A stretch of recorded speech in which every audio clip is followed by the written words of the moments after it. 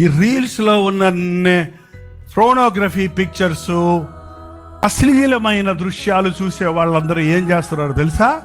వాటిని చూసుకుంటూ వాటిని ఫాలో చేయడానికి, వాటితో బుర్ర నింపుకోవడానికి, మనసు నింపుకోవడానికి ప్రయత్నిస్తున్నారు. వాక్యం ధ్యానించడానికి నీకు సమయం లేదు. సెక్స్ సంబంధమైన విషయాలు, అశ్లీలమైన విషయాలు, పాప సంబంధమైన విషయాలు, వ్యభిచార కార్యాలు, వాటిని నీవు నేర్చుకుంటున్నావు, వాటిని అభ్యాసం చేస్తున్నావు, వాటి కొరకు అన్వేషణ చేస్తున్నావు, వాటి కొరకు వెతుకుతున్నావు. బాబా ఎంత భయంకర! ఇది వ్యభిచార తరం అని పిలువబడుతుందండి. అది మామూలు అయిపోయింది ఇవాళ. వ్యభిచారం అనేది లోకంలో సర్వసాధారణం. అది తప్పుగానే కనపడుతుందా? భార్యను విడిచి కొత్తను వివాహం చేసుకున్నవాడు వ్యభిచారం చేస్తాడు ప్రభు చెప్పాడు కదా. విడివబడిన దాన్ని చేసుకుంటే అది వ్యభిచారం అని ప్రభు చెప్పాడు కదా. మరి ఎంతమంది ఎన్నెన్ని పెళ్ళిళ్ళు చేసుకుంటారు ఒక్కొక్కళ్ళు? నాకొద్దు, బయట వాళ్ళ సంగతి మనం మాట్లాడొద్దండి, మనకొద్దు వాళ్ళ సంగతి.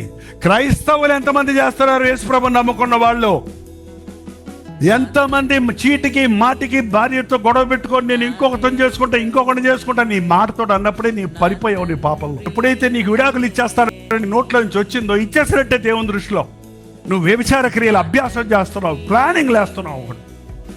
ఎన్ని భయంకరమైన విషయాలు లోకంలో చూస్తున్నామో చూడండి.